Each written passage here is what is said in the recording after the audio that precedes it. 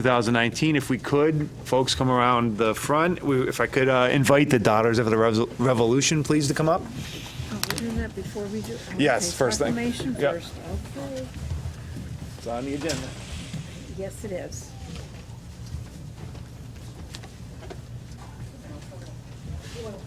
See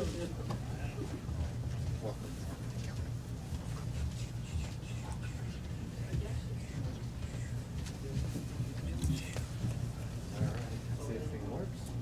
Folks can hear me? All right. We have a proclamation. Sorry, let me open it up. Sorry about that. We are honoring Constitution Week here in the town of Enfield with the Daughters of the Revolution. Proclamation declaring September 15th, 2019 through September 21st, 2019 as Constitution Week in the town of Enfield. Whereas more than 2 centuries after the Founding Fathers gathered on September 17th, 1787 in Philadelphia, our nation continues to be guided by the Constitution for the United States of America. And whereas the Constitution of the United States reflects our ideals and establishes a practical system of government and provides 3 separate branches, the legislative, the executive, and the judicial, and whereas the Constitution protects the rights of our citizens and maintains the rule of law, and whereas during Constitution Week, we reaffirm our commitment to its stated purposes to form a more perfect union, establish justice, ensure domestic tranquility, provide for the common defense, promote the general welfare, and secure the blessings of liberty to ourselves and our prosperity. Now, therefore, I, Scott Copeland, Mayor of the Town of Enfield, on behalf of the Town Council and the Town Administration, I'm reading it line by line. The entire community do hereby proclaim September 15th through September 21st, 2019 as Constitution Week in the Town of Enfield, and encourage the citizens of Enfield to honor the achievements of our founders while taking time to reflect on the rights and privileges of our citizens. Outstanding. There you go. Thank you. You got it, Cal. Yeah. So thank you, everybody, for recognizing Constitution Week and celebrating the Constitution's 232nd anniversary. In 1955, the National Society Daughters of the American Revolution petitioned Congress with a resolution to observe the week for the foundation of the American form of government. This resolution was officially enacted by President Eisenhower on August 2nd, 1956, and then President George W. Bush officially declared the inception of Constitution Week in 2002. The observance runs annually from September 17th to the 23rd, and the commitment of the DAR is to encourage study and educate the public about the Constitution, which was adopted by the American Congress of the Confederation on September 17, 1787. The 100-day debate, also known as the Constitutional Convention, was one of the most momentous occurrences in our history. The events that took place would set the course towards what we know as the United States of America.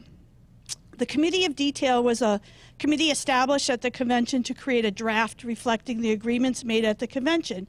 It was chaired by John Rutledge from South Carolina, and the other members were Edmund Randolph, Virginia, James Wilson, Pennsylvania, Nathaniel Gorman, Massachusetts, and our very own Oliver Ellsworth from Windsor, Connecticut.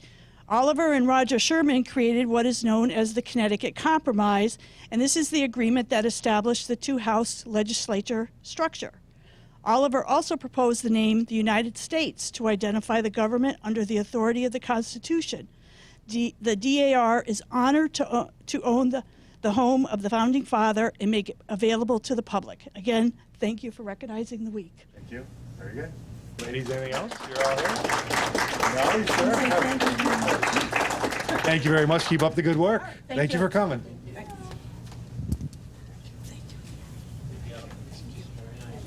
Thank you. Thank you very much.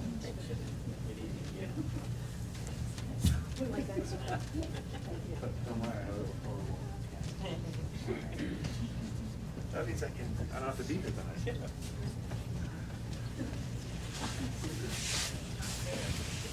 He's tired.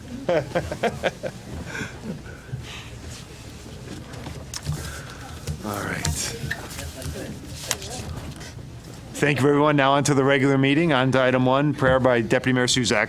Please rise. Last week, we all attended the 9/11 memorial celebration. In the address the mayor made, he reflected on how do we honor our heroes. He shared that what he does every day is he tries to be a better person, the best person he can be. So tonight, if we all could just do the work of the council and try to be the best council that we can be and the best people that we can be. Amen. Amen. I pledge allegiance to the flag of the United States of America and to the republic for which it stands, one nation, under God, indivisible, with liberty and justice for all. Roll call, please. Deputy Mayor Suzak. Here. Councilor Ungary. Here. Councilor Bosco. Councilor Sakala. Here. Councilor Crisati. Here. Councilor Davis. Here. Councilor Denny. Here. Councilor Keiner. Mayor Ludwig. Here. Councilor Muller. Here. Councilor Sferrazza. Here. There's 9 members present, 2 are absent. Moving on to item 4 on the agenda, fire evacuation announcement. In case of a fire, we have exits in the back of the room. Please orderly walk out either left or right to the back doors or to the doors to our left, to the doors to the audience right. Please goes out those doors, to the first door to your left, down the stairs, through out the door into the parking lot in an orderly fashion in case of a fire. Moving on to item 5, minutes of the preceding meetings. Do I have a motion to approve special meeting of September 3rd, 2019? By Councilor Denny, seconded by Councilor Muller. Any additions, deletions, changes to the minutes? Hearing none, by show of hands, all those in favor? Opposed? Abstentions? We have 9 in favor, 0 against. Do I have a motion to approve the minutes for the regular meeting of September 3rd, 2019? By Councilor Muller, seconded by Councilor Crisati. Any additions, deletions, changes to the minutes? Hearing none, by show of hands, all those in favor? Opposed? Abstentions? 8 in favor, 1 abstention. Moving on to item 6, special guest. We have none tonight? Well, we have no special guests. Moving right on to item 7, public communications. Would anyone in the audience like to speak for the council at this time? Mr. Young.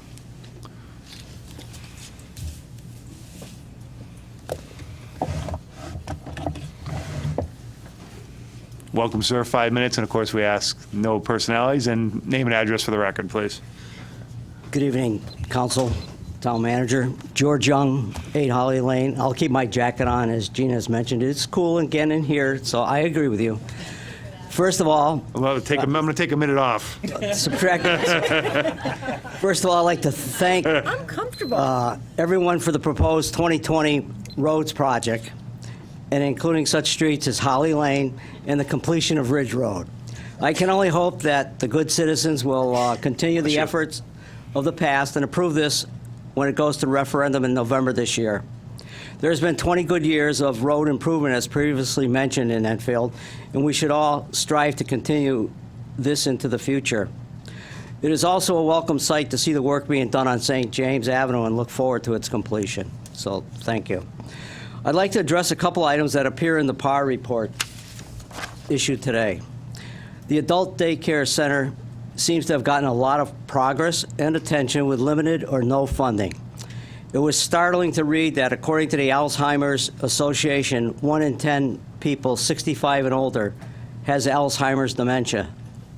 It was further stated in the PAR report that statistically speaking, there were at least 697 town residents and their families that are affected by and in need of Alzheimer's dementia support services and care.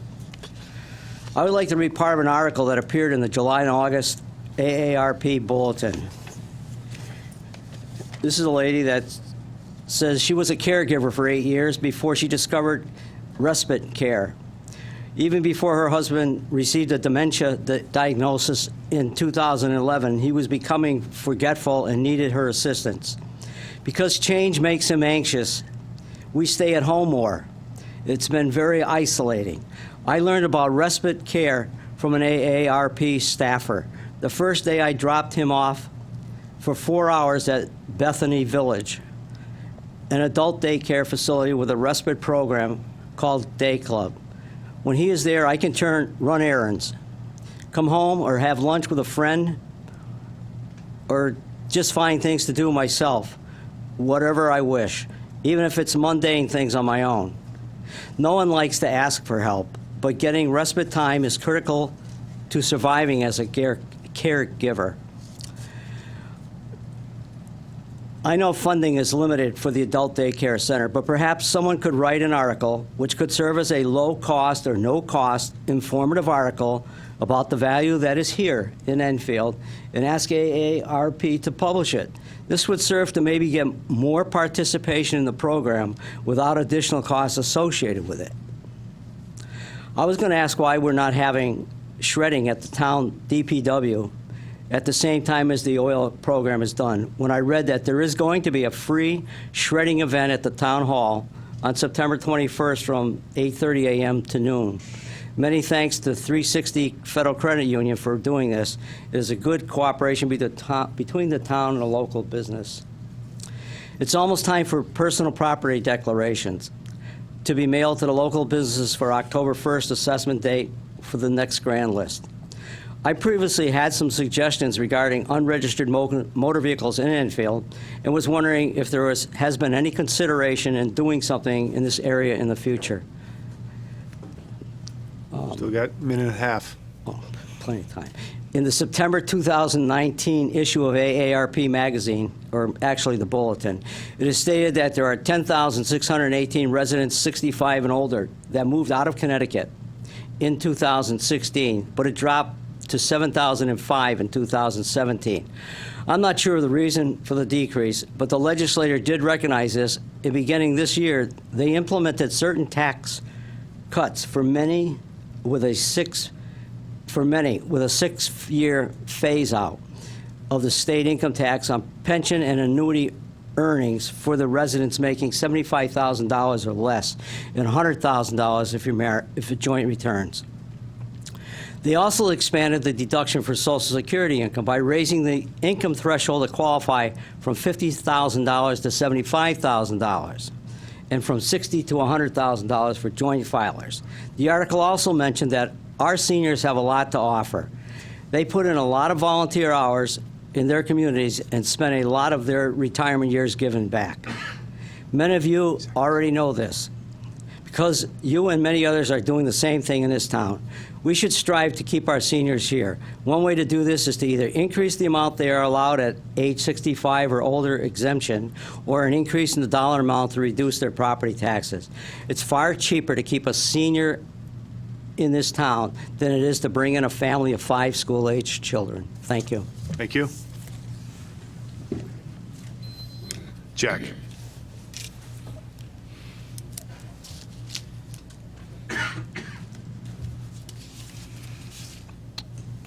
Welcome, Jack sir. Sheridan, 7 Welcome. Buchanan Road. Thank you.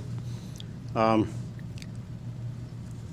go along with what George said. You know that. I've said that many times about trying to keep seniors in the town for the same reasons. It saves money on the overall budgets. But just for the people who don't realize, or out in TV land, that don't realize that we're still spending $800,000 a year on substitute teachers. Don't know why. Been doing it for years. They cut it down a little bit the years we did the audits, but then it came right back. There's no need for it. Closings of schools. The budgets keep going up. You close a school, the budget goes up. What other business does that happen? You have any business and they close buildings, overhead goes down and they save money.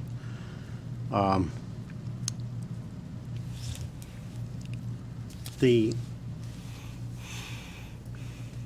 state statute allows you to cut the budgets per student if the students meet the SAT scores, but they don't. So we're supposed to have this terrific school system that's bringing everything up, and yet we don't meet the criteria that allows us to cut the amount of money we spend per student. It's crazy. And so we still have just as many costs associated, even though we've got all these schools that we've closed over the years.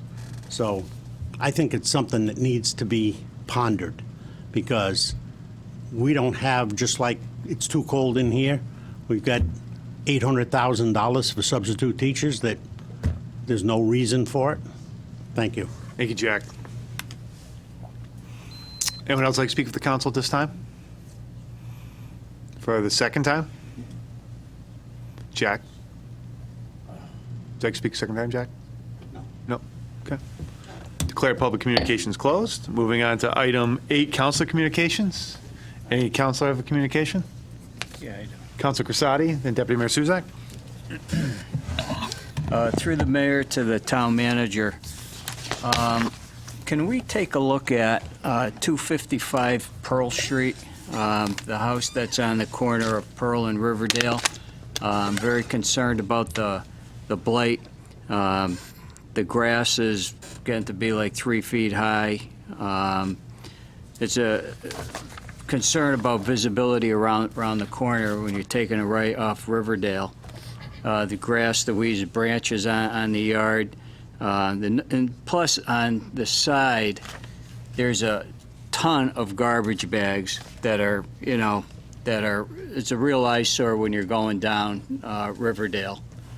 All right, that was the house that had the fire, and it's really a big-time eyesore. So if we could take a look at that, that would be great. The other thing that I want to mention, through the mayor to the town manager again, can we have an update from DPW on the construction, the road construction and the sidewalks on the College Street area? I know that this project, originally when it started, they were hoping that the project should have been completed by the end of August, thereabouts. And here we are coming to mid-September, end of September, and when I go down there and I look, I don't see too much progress being made. And I was actually told that the construction is going to be completed by the end of September. I find that hard to believe. So if we could, I'd like to get an answer on that. I've had many residents of late contact me, especially over the last week and a half, regarding that. So those are my two major areas that I'd like, some sort of answer to in regard to that. On another note, many of us sitting here last night, we were at Mexican Independence Day, celebrating just a great an appreciation of the Mexican culture and tradition, down in Thompsonville, at the banquet facility on Alden Avenue. And we've got to really thank Amilcar Cordova for putting on this, this yearly event that he has. And, it's pretty special, to be part of that program. And so I just wanted to give a shout out to him and say thank you for this activity that was being held in Thompsonville. And then the Family Day on the Green. There, all the organizations that, the schools, all the other, EFRC, KITE, Enfield Adult Ed, Rec Department, People Empowering People, the Enfield Police Department, and then the crowd that was there yesterday was nice. It was a beautiful day, a lot of people, a lot of activity, entertainment was awesome. There's one thing I do want to mention, and I would, once again, through the mayor to the town manager and to Chief Fox, I would like to see if Officer Dufresne could come in here and not give a canine demonstration, but to discuss their vehicle that they have for the canines, and the importance of that. I got a personal go-through from Officer Dufresne and Catalano in regard to that, and I was quite impressed as to what the dogs actually need. So, and I think they had requested during budget season another vehicle. I think that we should kind of examine that again. So, but I would like Officer Dufresne to come in and talk about his program and his vehicle. So, so that was the other thing. And just one other thing that I'm just going to say is I was very impressed and right in front of us here, Opera House Players' accomplishments in the show Bright Star. I urge people to go out and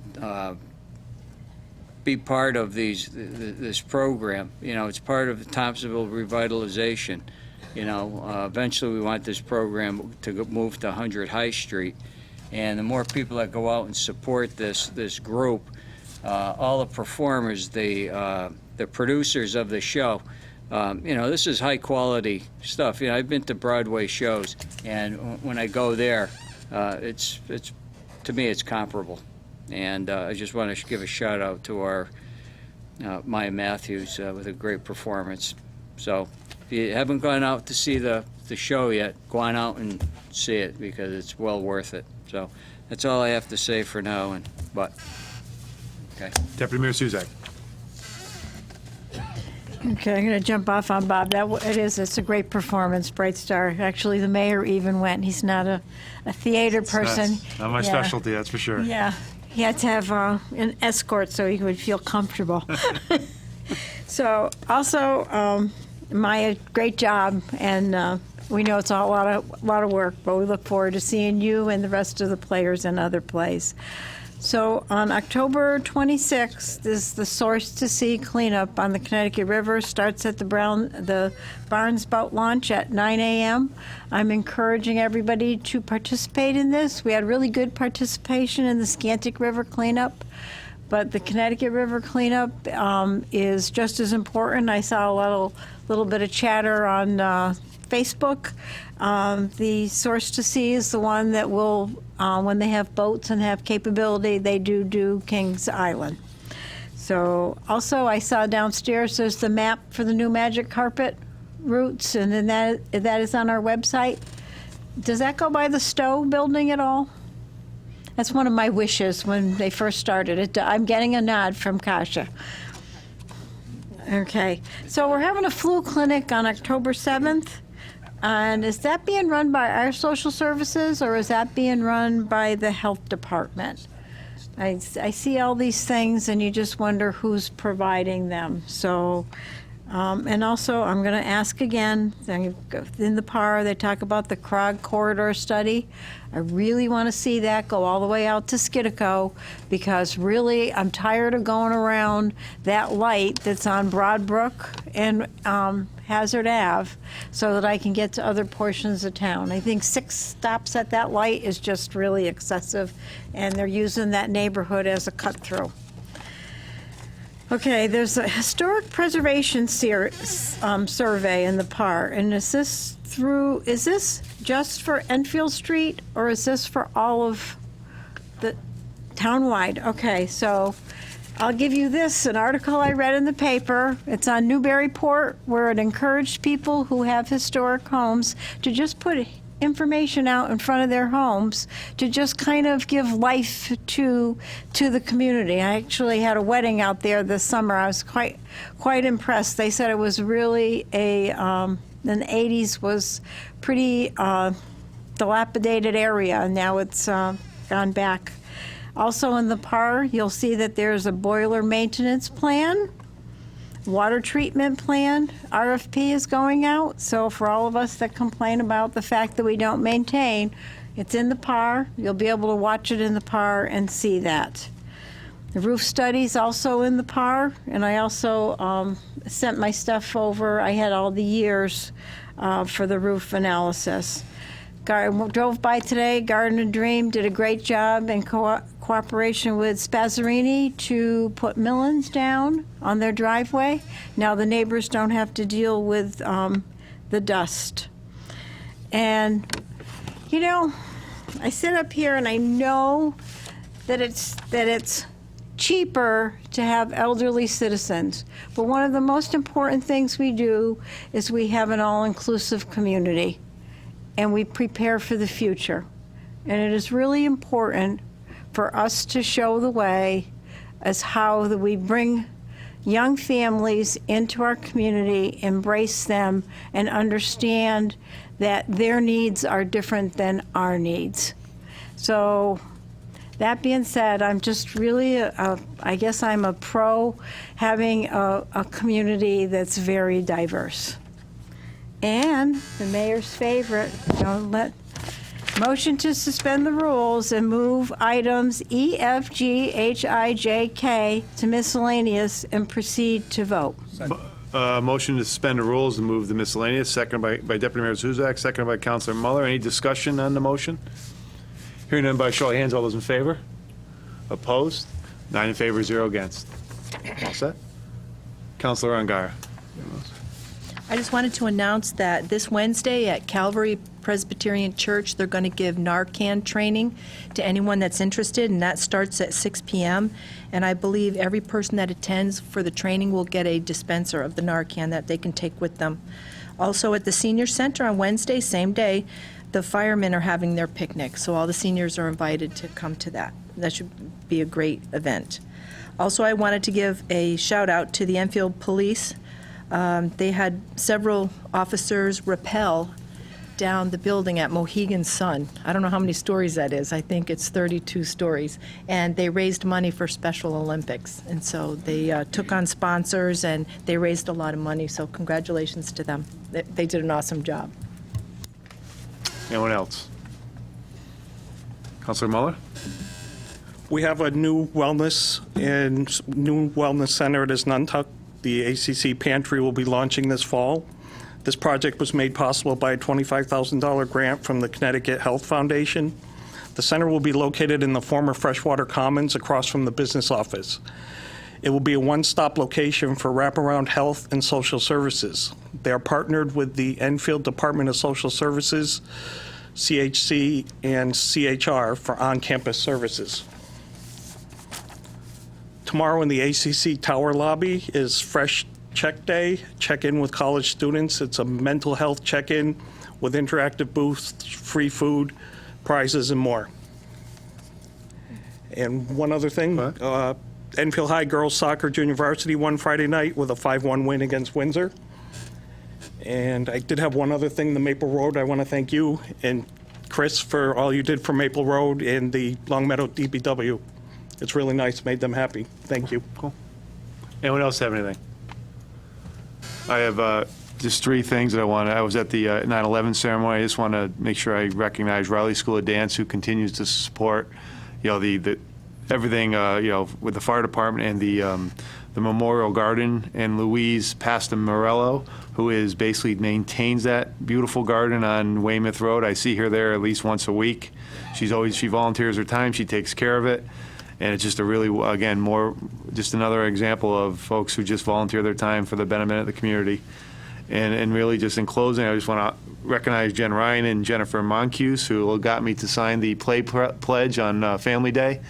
I can play, and I'm more than willing to go to any kickball game that's ever generated in town, and because I'm still good at kickball. And moving on to item 9, the town manager report. Thank you, Mr. Mayor, members of the council. Try to address all what I had and what you've brought up. We'll just start with good news. As you know, you would, in the last budget, included funds for an upgrade for the HD for our ETV. Paul Russell informs you that is being worked upon, and it will be implemented before the end of the year. And as importantly, we had talked about enhancing our ETV programming. To that end, we had started some months ago to do a collaborative effort with the high school. Paul and Kasha have met with John Daig. They have a program there. They will be registering students for the next semester. Their studio will be ready in October, and then we will have our studio, and then we are going to collaborate with them on doing PSAs, have them interviewing, and have a mix of programming between the high school and the town. We've also added, as you know, we made adjustments to the ETV staff. We've hired a 3rd individual, part-time, Joshua Warnack, as a videographer. He comes with high credentials. He's done private work. He's done the Stafford Motor Speedway. He has done the Wolfpack. He's done Yukon events, and he's going to be a really welcome addition to help us enhance the programming as we move forward to get Enfield's story and the good news of Enfield out to our residents. Opera House players. We commenced a meeting with them last week. We've met with them in the past. We wanted to meet now quarterly so we can get updates, so we know how they're progressing, because they're an integral part of the revitalization of Hazardville. So we met with them about a week ago. We're going to be having a little workshop. We'll include the council, but in the interim, we had them prepare, and we passed out all of their accomplishments, and we would like to congratulate them on their first season in Enfield. Wish them luck in their second season. And as you went, because Maya Matthews from our office is in the production of Bright Star, my whole office attended Sunday, and you are correct. It was phenomenal. And we all look forward to the next productions and hopefully get groups of Enfield employees, and we'll invite the council. Maybe we can go together on a Sunday afternoon. It was a great, great time. They're a real addition to the community. We have high hopes for them. College Street, I know I sent that out. We'll get an update, Mr. Kasai. They had told us about 3 weeks. They'd be concluded by the end of September. So hope springs eternal. We'll see if that's still on track with Mr. Nunes tomorrow. In regard to the flu clinic, Donna, the one that we had seen most recently is a town event sponsored. It's a town event that puts down through Cigna. I am glad that somebody's reading the PAR in addition to the council. I thank George for doing his report, because there's a lot of great information in the PAR, and I endorse it. We have it on our website, and I think there's just a fount of information. And as you can see, it isn't just, town accomplishments. It's information that then pertains to the programs and what we're trying to accomplish. So I thank him for bringing that out, and you too, Donna.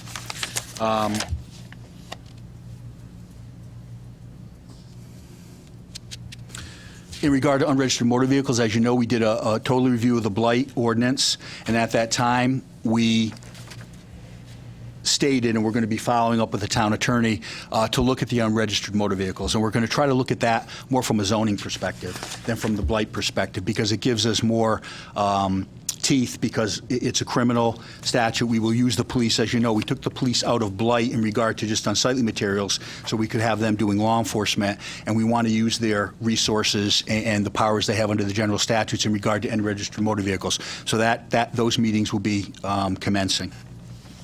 In regard, I think it's an interesting topic, and I respect both the comments of Mr. Young and Mr. Sheridan and Councilor Susak. We need to accommodate all of our residents. We have an aging population, but we have young people. And I'll tell you, it's fascinating, because we've had some meetings recently. We're very excited at some future prospects where there's a meshing of those interests. One, I'll tell you, is hopefully our train station, and more recently we're hoping the platform, but also other housing projects in the town.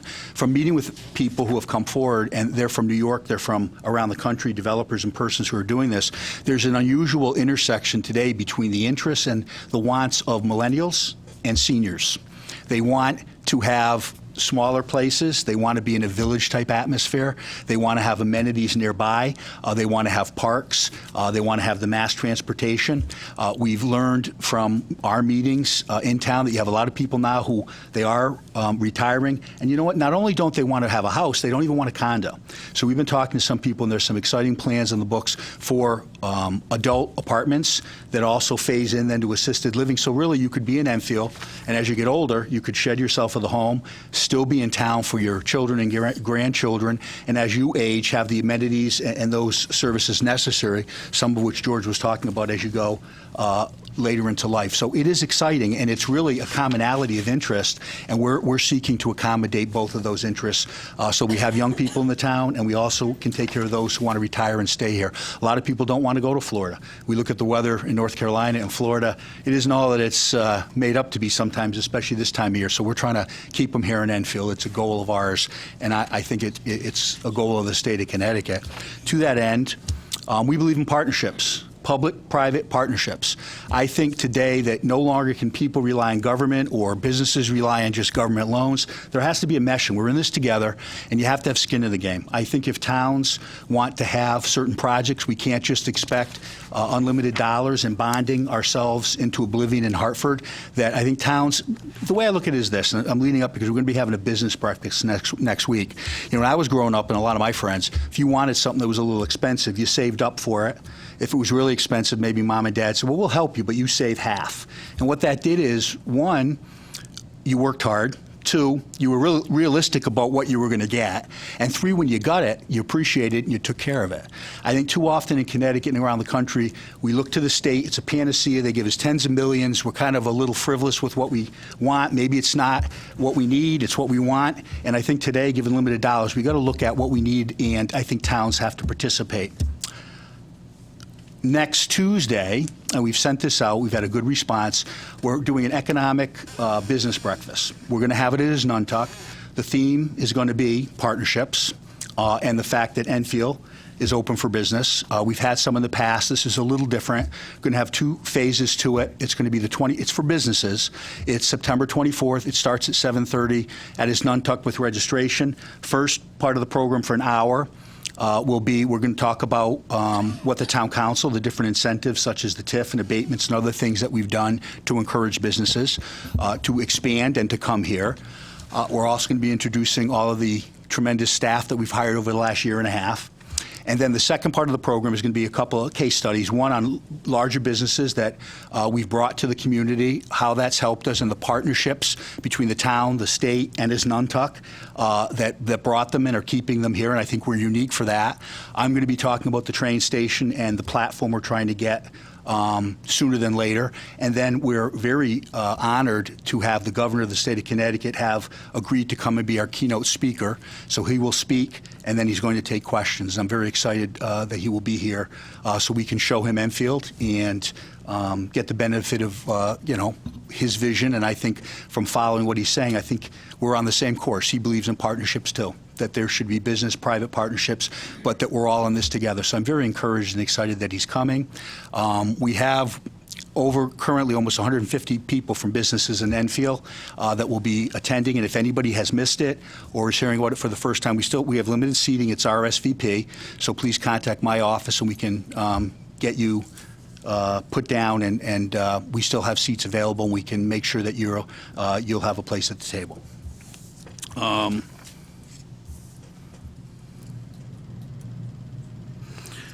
So with that, I hope I've covered everything I was supposed to. And then lastly, 2 issues. One, in regard to, we can obviously follow up on the K-9 demonstration. I will just say, and I will let everyone know, that the council has unanimously supported another vehicle for the police department. I don't think we need to get into equipment. That really isn't the purpose of them coming. The council has spoken about, what we want, and we funded that across the board for all of our departments, from Public Works to the Youth Bureau. But if they want to come and talk about K-9, that's fine. The council has unanimously decided that we want to stay with with certain vehicles and parameters. So that won't be open for discussion, because we really don't encourage individual employees to come forward and make lobbies individually to the council when the council's already made that decision in the budget. So we'll welcome otherwise, because I think it's appropriate, and it's a great program we have with K-9, and I think it's a good opportunity for a refresher.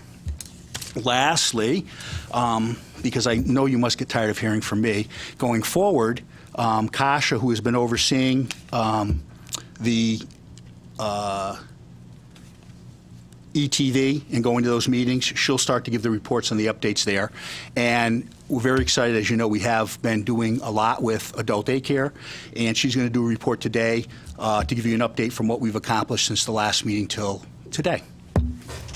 Good evening, everyone. So since we've last spoken, the ADC has maintained the 9 clients that we reported on last time, and we are continuing our outreach efforts. Since the last meeting, we actually have had 3 prospective clients reach out, and there are tours being scheduled in the coming weeks.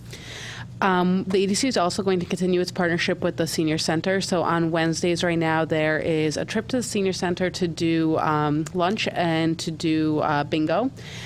Beginning in October, on Wednesday as well, they're going to add in Share Zumba for those who are interested. And we'll continue working with our Senior Center to see if there's any other activities that are appropriate as we move forward. Within the last 2 months, clients have also begun going to Shaker Bowl in East Long Meadow to go bowling. So they've done that 4 times within the last 2 months. I've also reached out to Enfield Public Schools recently and have received their support in having high school students come volunteer with the clients at the ADC. So, for example, students that are part of National Honor Society or any other organizations that do community service. And lastly, the current acting director of social services is actively seeking partnerships with local salons and spas to do occasional salon or spa outings for the clients who are interested. So we're working on that. He's making calls, and I'll hopefully have some good news on that within the next month. Thank you. And I'll say we continue to look for a director, but in the interim, not only will the Director of Social Service be attending to ADC, but because it's something we promised to give our full effort to, Kasha will be also overseeing it. She's gone out there 2 or 3 times in the last couple of weeks. She'll continue with that effort.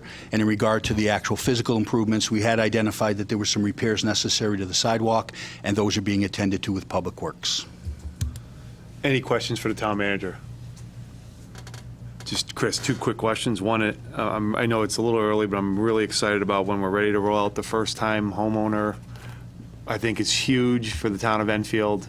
And quite frankly, this is a little bit of a personal thing for me where it's nice to see some banks, and I won't mention anything other than that, stepping up and giving back to people who bailed them out when they gave terrible loans over the last 15 years.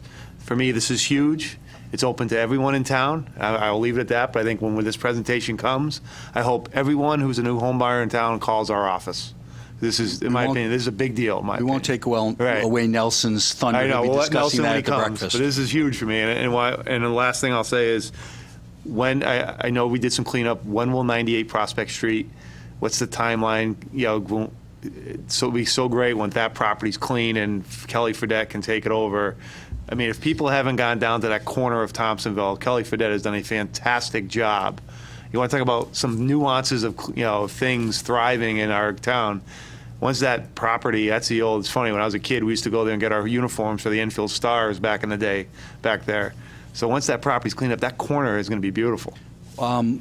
Since he's here, perhaps Nelson can come up and just give you a quick update through my report. Quick, Nelson. Thank you, sir. Good evening, Town Council. In regards to 98 Prospect, Kelly Fredette obtained a variance from the Zoning Board of Appeals in August. He is preparing a site plan. We need that site plan in order for us to complete the remedial action plan, for us to begin going out to bid for the remediation. The plan is this fall, he's going to go through planning and zoning to get site plan approval, and we're going to go out to bid this winter, and with the intention of springtime to begin the cleanup, and then we're going to transfer the property through purchase and sales to him. So that's the goal, spring, summer of next year. Yeah, that's great. Any questions for anyone? This is something we've worked on for 5 years, I think. It's been a long time. At least 5 Yeah. years. Thank you. Any other questions for the town manager? Thank you, sir. Thank you, Kasha. Moving on to item 10, the town attorney report. Good evening, Mr. Mayor, Town Council. Last month, Councilor Bosco had asked about, whether through traffic could be suspended based on the condition of a road. And we had sent a formal legal opinion, but just for the record, for the people that might be watching or people that are in attendance, consistent with prior legal opinions, when it comes to through traffic, you need to have the State Traffic Commission. But if it is based on the condition of the road, a request can be made and the traffic can be suspended for a period of time. But again, that's still the State Traffic Commission jurisdiction. So just to clarify. And the other thing. Sorry, anyone have any, I know that's, Ed, you have any questions? I know a lot of us get questions on Summers Road. Are we going to put signs up? No trucks, maybe? You can't absolutely you can't have a prohibition. I understand that Summers has the request. You can request. That's a different issue. That's something we can certainly check. But typically, in terms of any kind of suspension of the traffic, it would have to be the State Traffic Commission. I'm not sure what process Summers went through, but I know the request is something it's not mandatory on the trucks or any other traffic that's going on Summers Road. There's already signs up on the Summers line, the Summers-Enfield line, when you leave Enfield and when you turn down in Summers, and they have requested it in Summers. Of course, it's not enforceable, but it's requested, and the neighbors say that there's a little bit less truck traffic after those request signs came up. So, maybe if we just request it at this point and do it's pretty bad. The shoulder's like sliding off into the wetlands there. With permission of the town attorney, I've talked to Donald Nunes. He's looking at a short-range plan as part of a long-range plan, and something we could address in the budget, and what the interim would be if we believe, and I think we qualify to actually limit truck traffic due to the emergency nature of the situation on the road. We would do that for a short period of time and post it, but also come up with a interim fix at a set amount of money that he is working on with an end date in sight, and then he's coming up with the cost analysis as to what we would then be able to consider in the next budget before we have the next roads 2020 referendum. So we'll have the steps in place for your consideration. We also will bring forward, because I know we have asked, and Summers has asked us in regard to that road and others, and our traffic authority has issued opinions. The police department has an opinion on this, and we'll bring that forward to you in your packet at the next meeting. Any other questions on? Sorry, go ahead, Maria. No, that's okay. There was just one other item, and it will be ongoing. Some months ago, the Public Works Subcommittee had met with Public Works staff, and we have met with the Public Works staff as well in terms of a request to overhaul the solid waste ordinance. Those of you that have been here for a while know that the last one was drafted close to 20 years ago now, and there have been massive statutory changes requiring that this be looked at. So the state has a model ordinance which was forwarded to us.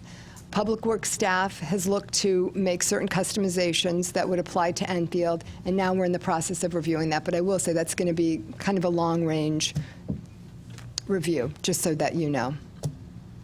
Any questions for the town attorney? Thank you, Maria. You're welcome. Moving on to item 11, report of special committees. Do we have any reports of the special committees of the council? Councilman Muller. JFK building update. The drawings are progressing fast. They're creating what the exact space will look like. The glass, the furniture, the paint, the colors. We did see some renderings of the hub and some classrooms, what that'll look like. The JFK Building Committee will be presenting to the Town Council tentatively October 7th. Thank you. Any other reports of special committees of the council? Deputy Mayor Suzak. We've received our funding from the state for the Phase 1. We'll be waiting until after the audit to get the full amount. It doesn't look to be enough to do Phase 3, so we'll probably have to set that money aside for the Phase 3 Henry Barnard and add some money to it, because of the full amount that we'll receive is $217,899.50. If we escalate what we had for the add-on and we do a setup charge, we're going to probably be around $300,000 for the last phase, which is really, I know, it's just penny wise and pound foolish. So with that being said, I would hope that when this money gets back to us, that it's put in a fund that's dedicated to the Phase 3, so I don't have any referendum problems. And then we take the money that we're going to get because the roof is now done, the last Phase 2 has been done. Those monies, when those come to us in the winter, that money will be split in half in Eli Whitney, half in Hazardville Memorial. Those both roofs are leaking. They are dripping leaking. If we get a roofing plan where we go to referendum, it will be too late for those two roofs. Those two roofs have to be done yesterday. So we need to get sinking funds set up because, like I'm saying, we need 3 years of funding level in order to do those two roofs in 2 phases. And I think we really should strive to do that. That would be our strive to. And we'll be starting in facilities to look at doing the design for Eli Whitney, the design for Hazardville Memorial, and we're going to come to the council with a presentation on the transfer station and how we might make it better.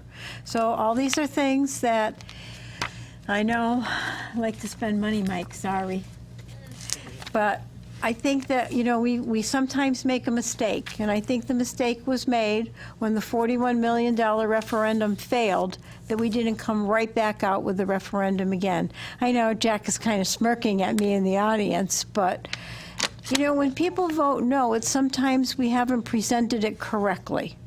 And we need to understand what we need, and we need to keep pursuing it over and over again so that people know that just because at this point in time we're not doing it doesn't mean the need for it has gone away. Thank you. Anyone else? Okay, moving on to item 12, old business. Items A, town council appointments. Item A, 1, 2, and 3 on page 1, we have none. Top of page 2, 4 through 14, we have none. Item B, under old business, appointments by the town manager on page 2, 1 and 2, we have none. Moving on to the top of page 3, under town manager appointments, 3 through 16, we have none. Top of page 4, town manager appointments, again, we have none. Item 17, I believe that is. Item C, appointments, P&Z commission appointed, council approved, we have none. Item D, discussion of school roofs, we, again, stays tabled. New business, item A, there is no consent agenda. Item B, there's no council appointments. Items B, 1 and 2, we have no, stay on the table at this point. Item C, there is no town manager, council approved. Item D, there's no appointments, P&Z commission and council approved. Item D, move on to items 14. Item A, under items for discussion. 14, item A, consent agenda, there's none. Item B, appointments 1 and 2, there are none. Item C, appointments town manager approved, there are none. Item D, appointments P&Z commission approved, there are none. Items E, F, G, H, I, and J and K have been moved to miscellaneous. Moving on to item 15 is miscellaneous. Moving to item E, discussion resolution year-end transfer for fiscal year 2019. Item E under miscellaneous. Resolved that in accordance with Chapter 6, Section 8F of the Town Charter, the following transfer referred to attachment A is hereby made. Certification, I hereby certify the funds stated in attachment A are available as of September 10, 2019 by John Wilcox, Director of Finance, approved on September 10, 2019 by Councilor Muller, by Councilor Crissati. This is just year-end housekeeping. I don't know if anyone has any questions.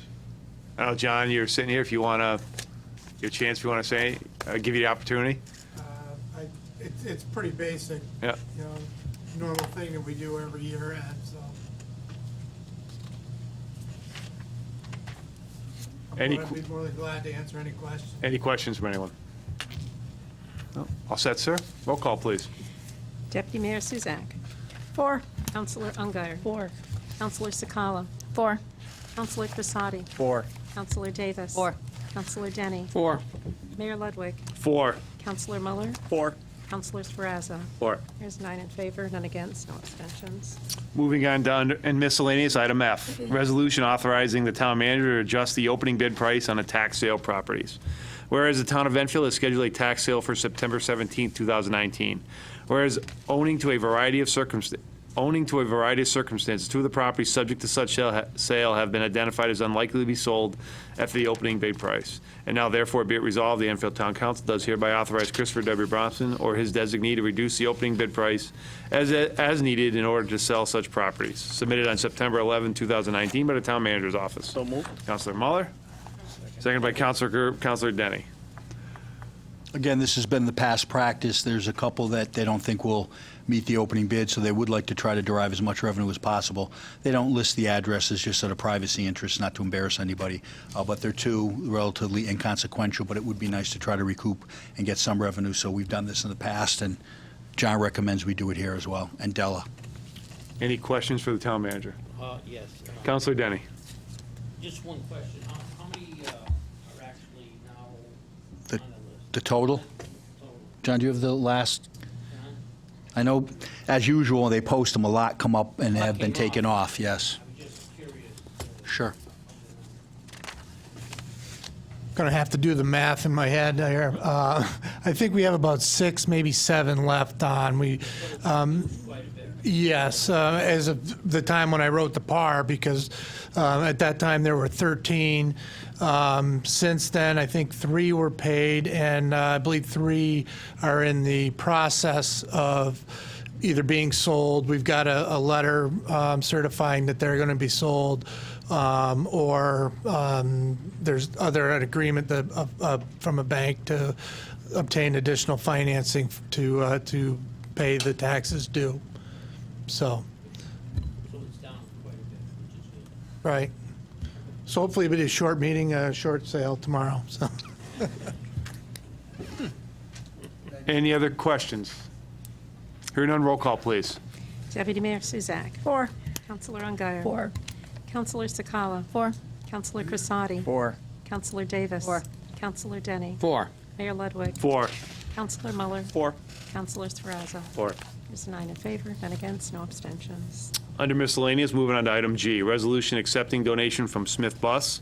Whereas Smith Bus, Inc. has offered to donate a school bus to the town of Enfield's Police Department. Whereas Connecticut General Statute 7-148C3A permits the town to accept gifts of personal property for municipal purposes. Now therefore be it resolved, the town council does hereby accept the school bus donation of Smith Bus, Inc., prepared on August 30th, 2019 by the Police Department.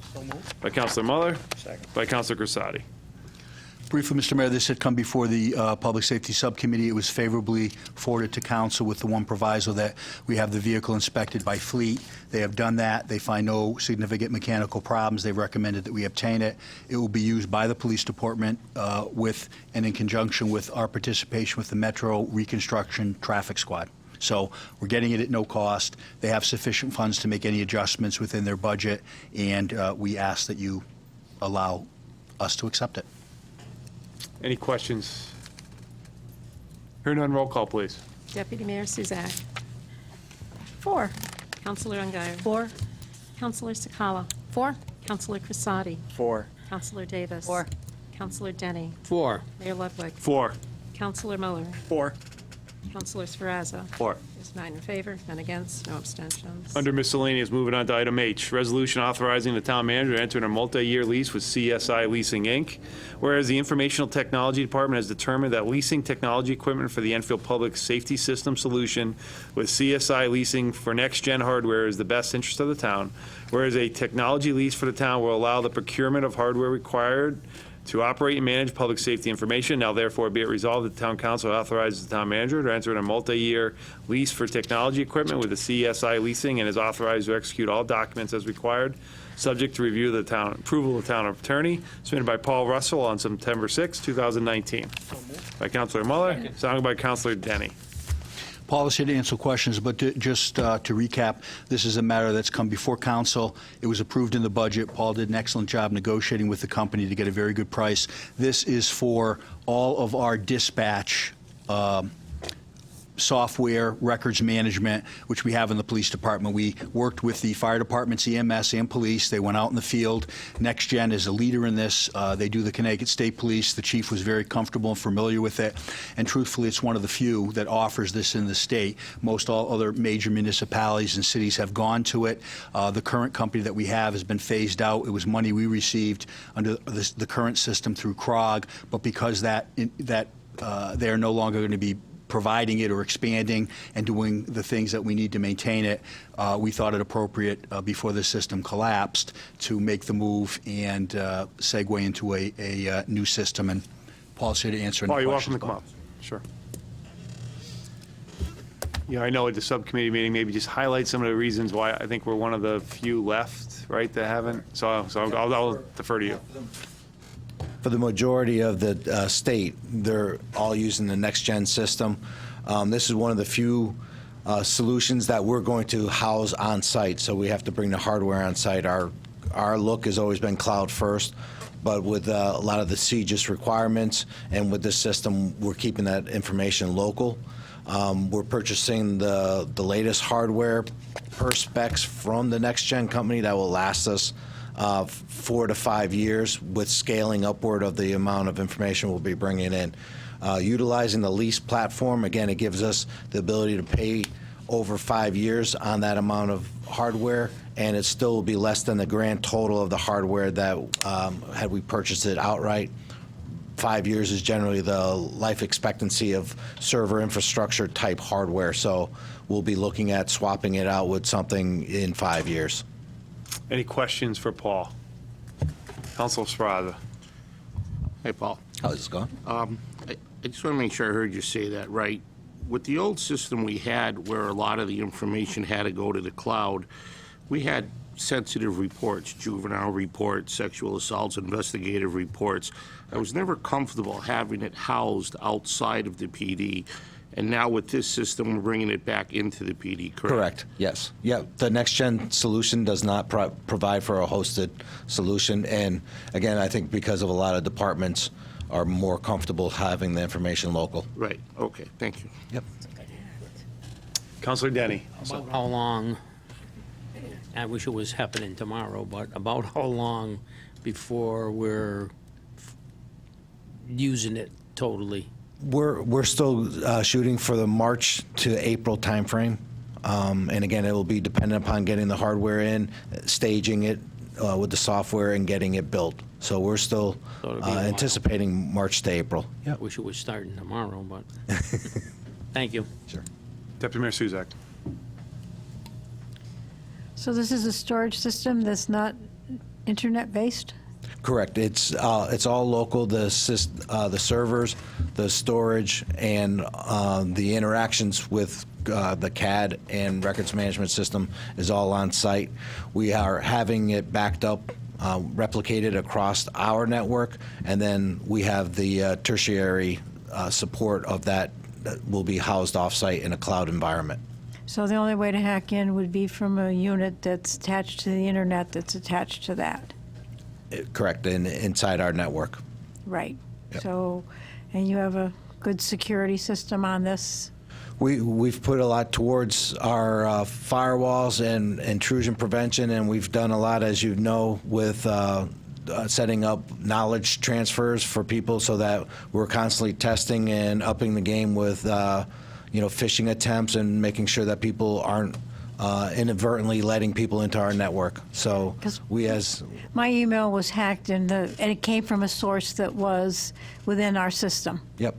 And, it's kind of frustrating that, you would be getting, an email from that department. Correct. And, yeah, I mean, no matter what, you're not secure. Any other questions? Councilor Sferrazza. I'm sorry, Mike, just one more thing, Paul. Under the old system, Paul, and I hope it's changed now, when things go wrong or break down, it's not always 8 to 5, Monday through Friday. Sometimes it's 2 in the morning, 4 in the morning. Yep.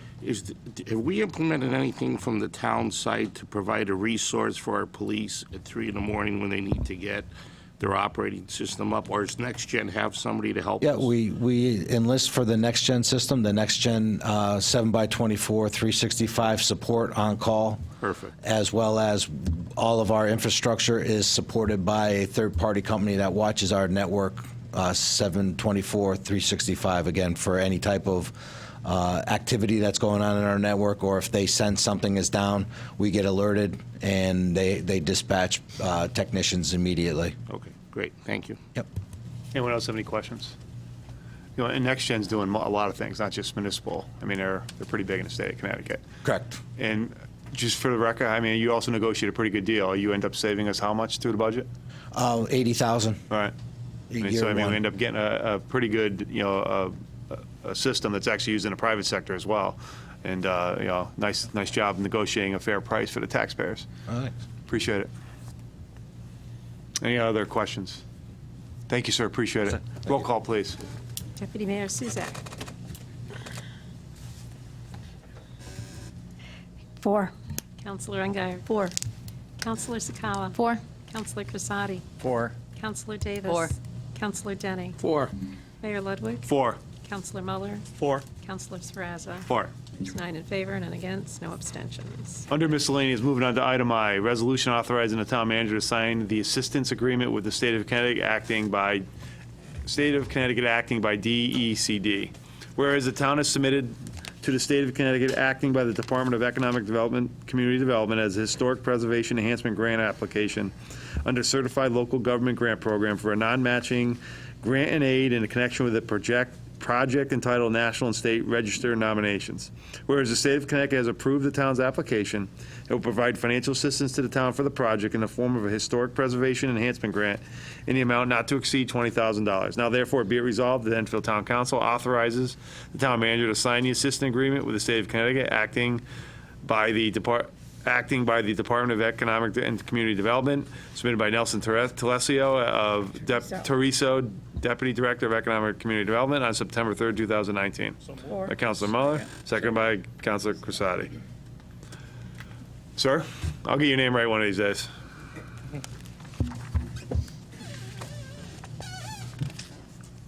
And that's Nelson Tereso for the record. Yes, I know, Teresa. I get it. Just a little background on this. In April, we became a certified local government. We formed a partnership with the National Park Services and the State of Connecticut's State Historic Preservation Office. That gave us the ability to apply for up to $50,000 a year in the form of two grants. One's a federal grant and one's a state grant. One's a $20,000 which is this grant, the Historic Preservation Enhancement Grant. We received a $30,000 supplemental grant in June. Last month, you approved for Chris to sign off on the contract with the state. That's for a townwide historic resource inventory survey. And now this grant's going to cover national and state register nominations for two town-owned properties. One is 100 High Street to support the Opera House players and trying to get that building on the state register, which will allow them to get a 25% tax credit voucher to cover the rehabilitation costs associated with that building. And then the other property is the 33 North River Street property, which is the Casket Hardware building. And that is to get it on the National Register, again, to entice developers to come in and utilize federal historic tax credits to support the redevelopment of that property. Now, in the meantime, I've gone out and done an RFP and RFQ to hire a consultant to perform both these tasks. We received proposals in August. We've shortlisted those. We've had a selection committee, which included members of the Enfield Historical Society, the Enfield Historic District Commission, my office, and the planning office here in town. I have 2 interviews scheduled for tomorrow with 2 of the consultants. I plan on making a selection by the end of this week. And at the next Historical District Commission meeting next Wednesday, we plan on having a kickoff meeting to kick off the inventory survey study. So it's a lot of good things are happening, and we wanted to make sure when we had our meeting last week with the Opera House players to make that application for the state register a priority to get them on the state register so they can help them with their fundraising. Any questions for Nelson? Just curious, for the townwide historic, we're approved for that, correct? Or we applied for the grant, or? We are approved. We're in the process of going under contract. When we meet next week at the Historic District Commission meeting, we're going to discuss scope. So we're going to talk to the Enfield Street folks. We're going to talk to the Enfield Historical Society. I welcome the public to come to the meeting next Wednesday at 7 o'clock. So like for the Grange building, I mean, I've heard. It's to discuss with the consultant and with the commission and the society on the neighborhoods in town we want to survey, what are critical pieces, what aren't, and we've got to formulate a survey area. So we have up to 200 properties we can survey. So Cool. Very cool. Any other questions? Mayor, I'd just like to commend Nelson for this initiative. This wasn't even on our radar, something we were completely unaware of. And I think it's fitting, given the week we're going to be celebrating the Constitution, that he would have a project such as this that's going to recognize and preserve our part in history going back to these historic sites. We're looking to the future, but it is just so wonderful to celebrate our past. And I thank Nelson for doing this all within and under 6 months. Great. Well done, sir. Thank you. Well done. Thank you. Roll call, please. Deputy Mayor Suzak. 4. Counselor Ungary. 4. Counselor Sakala. 4. Counselor Crissati. 4. Counselor Davis. 4. Counselor Denning. 4. Mayor Ludwig. 4. Counselor Muller. 4. Counselor Sferrazza. 4. There's 9 in favor, none against, no abstentions. Moving on to item J under miscellaneous, resolution amending Schedule A of the facility use policy. Now therefore be it resolved that the Enfield Town Council does hereby amend Schedule A of the Facilities Use Policy by adding the Enfield Soccer Association to the exempt teams list created by the Town Manager's Office on September 10, 2019. By Councilor Muller, seconded by Councilor Denny. So I don't know, is anyone from the, go ahead, Gina? Was this supposed to be soccer? I thought this was basketball. That is the next resolution. This is Enfield Soccer Association came forward and provided their nonprofit status and proof of their roster to join the exempt list. Okay. We have Separate. not talked about No, Enfield this is soccer separate. at all, so this is just completely separate. Okay. Right, this was brought up at the subcommittee. They had under Yeah, the... no, I saw the next one. Yeah. Okay. This came up at the subcommittee. They favorably reviewed it. It's consistent with the policy council put in place to allow those organizations that, are a nonprofit and are primarily made up of Enfield residents. And in this case, my understanding, this is 100% Enfield residents. So this is pursuant to the policy you adopted and amended recently. All set. I just want to commend Councilor Bosco, Councilor Denny, and Deputy Mayor Suzak. I mean, I think you've done this at least 4 times in the last 6 months where you've met as a subcommittee when we've had, again, very robust debates on what has been a change that has needed to be, but again, as we evolve, the policy evolves, and there's nothing wrong with that. But I think you three should be commended, because I know you've put a ton of time meeting with staff as well. I know Mark Garr and his staff, too. I mean, these meetings have been pretty much put together pretty quickly, which, pretty good example of government working together and actually acting pretty quickly. When, again, a lot of these folks do have full-time jobs and things going on in their lives, so well done, folks. And pursuant to the last amendment, and again, it's a work in progress, so it's good people have come forward, and we've addressed their concerns. In December, we'll do a complete overview of the policy, where we think we are, the revenues that have been generated, and then any other suggestions, and we'll let the public know, so that at that point, we can look to the next season and see if there's anything else, or if we can leave it as it is for a while. Go ahead, sir. Yeah, something that the public should know also, that all this revenue that we're collecting from fields and the facilities is all going to go back to recreation, and we're going to put it back in. It's going to be Donna's Sinking fund. Favorite word, sinking fund. That's all I wanted to let everybody know. Mr. Wilcox has done that. Correct. Any other questions or comments? Hearing none, roll call, please. Deputy Mayor Suzak. 4. Councilor Ungary. 4. Councilor Sakala. 4. Councilor Casati. 4. Councilor Davis. 4. Councilor Denny. 4. Mayor Ludwig. 4.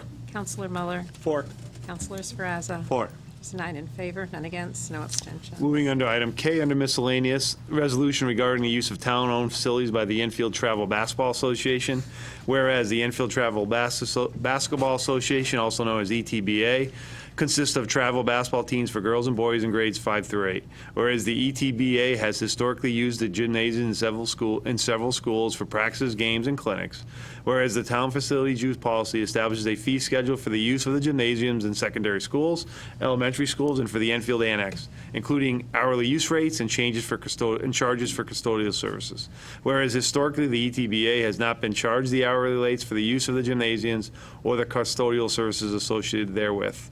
And whereas the ETBA has applied to use various gymnasiums for 2019 and 2020 basketball season, whereas in accordance with the current fee schedule, the estimated fees for the 2019-2020 basketball season would be substantially more than the ETBA can afford, whereas the 2019-2020 basketball season is about to start, the ETBA cannot schedule alternative locations for practices, games, and clinics. Now, therefore, be it resolved, the Town Council does hereby suspend the facility use policy fee schedule for the Enfield Travel Basketball Association only for the 2019-2020 basketball season.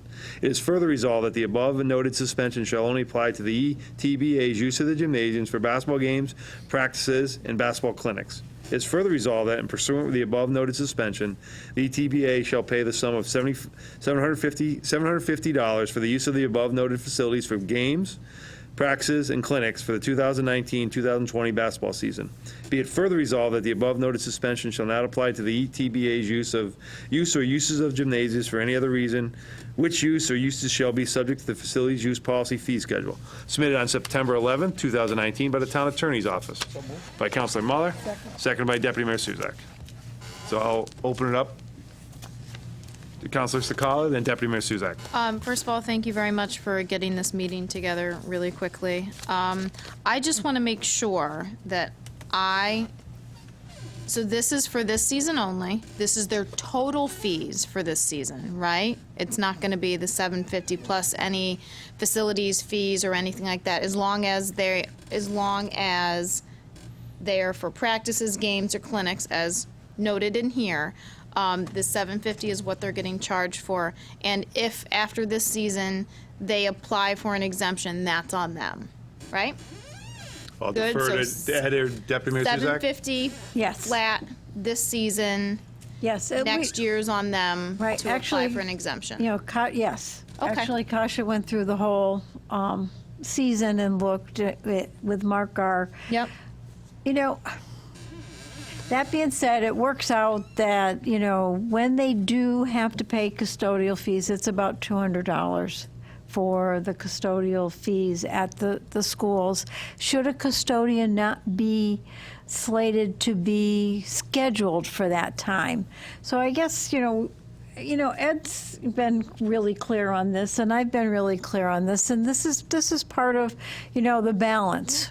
You know, why should the town, you know, the townspeople be funding, you know, the employees to come to work for other events? So I guess a word to advice for all our users of our facilities to look to times when we're fully staffed in those buildings. Look to double up with other events that could go on in the building, and then you're only paying for your portion of the custodial fees. But it's time that, you know, we kind of spread the pain around a little bit, and the people that are using these buildings during, you know, non-staff time need to put those in their budgets. And I'm getting a head nod from Ed as well. You still have the floor. Go ahead. Right, I do still have the floor, thank you. While I understand what you're saying, they don't ask to necessarily have Parkman on a Thursday. I mean, they would probably love to have Enfield High, but they're not allowed to be there.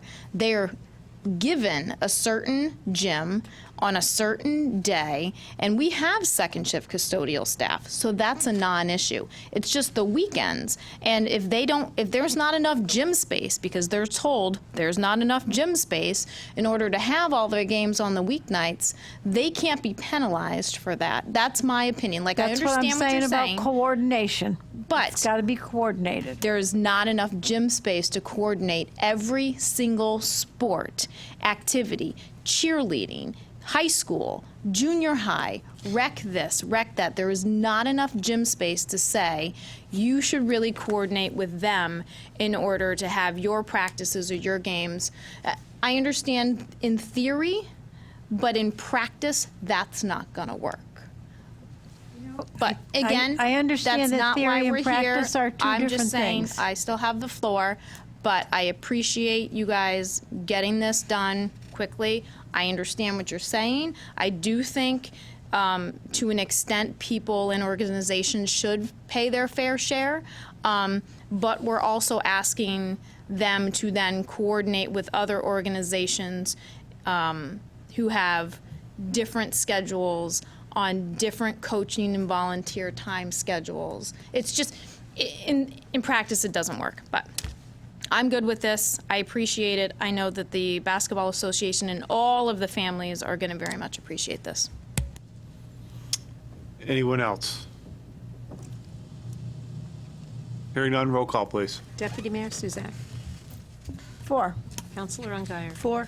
Counselor Sakala. 4. Counselor Casati. 4. Counselor Davis. 4.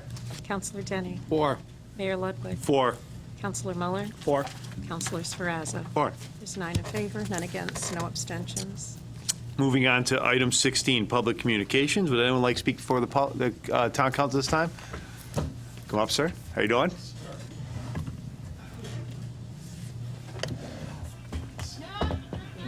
We ask that all electronic devices please be turned off. Thank you. Welcome. How you doing, Tim? Of all things, right? Is this on or no? Lights on, you're good. Name and address for the record. Tim Jensen, 314 Hazard Avenue. was joyously watching on my computer and said, I'd like to come down to say thank you. I really want to say thank you. And I know, Mike, the policy is no personalities, but if it's something really good, is it okay? Ooh, maybe. You might even be included. Well, then I can't allow it. I know y'all had a look of terror when I walked in the room a little while ago. No need to. Nothing but good, I promise. No pen in hand, no recording device. Not tonight. I want to say thank you to all of you for supporting a couple of resolutions in recent weeks that I had sort of initiated, and that is the naming of the wrestling center at the former Fermi to be the Ben Alex Wrestling Center, which will be dedicated sometime in late November. You all unanimously approved that and appreciate that, because Ben Alex doesn't want people to know this. He spent literally thousands of dollars out of his own pocket to get that room fixed up, and he has been a volunteer for 25 years since retiring from head coaching, so he certainly deserves that, and thank you for that. And just a couple of weeks ago, thank you for the naming of the stadium and field. Carl Angelica was the father of Enfield High School sports, and without him, 30 years coaching 3 sports, he was never home. My wife didn't even recognize him, I don't think, most of the time. He was gone most of the time. And becoming athletic director after his retirement and just being involved for over 40 years in this town with sports was something that people just don't do anymore. And the field was named after him 40 years ago. And it's so appropriate to name the entire stadium after him with the blessing of his family. And I thank you for doing that, for approving that. And I want to say a special thanks. Mikey, thank you for taking that letter of support to your caucus. And Bob Crosati, thank you again for handling it from your side. And I'm glad you all came together to approve that. It's nice to see something positive. The second part of that, the Cookie Bromwich Field, 52 years the woman coached in this town. Hard to imagine that when she started the field hockey program, I was 2. I'm not 2. I'm going to be 54 soon. And for her to just retire this past spring after a phenomenal career, she's so deserving of that. And again, thank you all for approving that, and thank you to Chris for helping with that as well. I'm a little hard to deal with, especially on short notice, so thank you for all your patience with that. With that being said, this coming Saturday will be the official unveiling of the new sign. By the way, the new sign was installed this morning. I was there with Mike Reedy from Signorama. It's up, it's in place, it'll be covered Saturday morning, and it'll be unveiled officially Saturday. Saturday's festivities are a JV field hockey game at 11 at Enfield High School, followed by the varsity game, and then at 2 o'clock, the annual Enfield versus Fermi alumni game. I think it's 7 or 8 years we've been doing that. So I kind of put a rush job on this, and thank you again to all of you that helped to get this through, because the alumni game is the perfect time for a lot of Cookie's former players come back for that alumni game, and I thought, what a perfect opportunity for the unveiling. Some of her former players and colleagues are coming from as far away as the Berkshires, out of state, Southern Connecticut, other coaches that have been around forever. Those field hockey coaches just don't leave. They stay forever, it seems. But a lot of her colleagues, a lot of her former players have reached out, and that event is coming up. It's going to be roughly about 1:30 on Saturday, and would love for as many of you to come and attend to pay tribute and honor those 2 great figures in Enfield sports history. Carl Angelica, always will be the father of Enfield High sports, and Cookie, the matriarch of Connecticut field hockey. So about 1:30, please come down. The Angelica family is coming in from Cape Cod. Cookie, of course, will be there with her husband, Bob, and we want to let all of you know, thank you so much. Appreciate it. Hope to see you on Saturday. Thank you very much. Appreciate it. Anyone else like to speak for the council at this time? Anyone else like to speak for the council?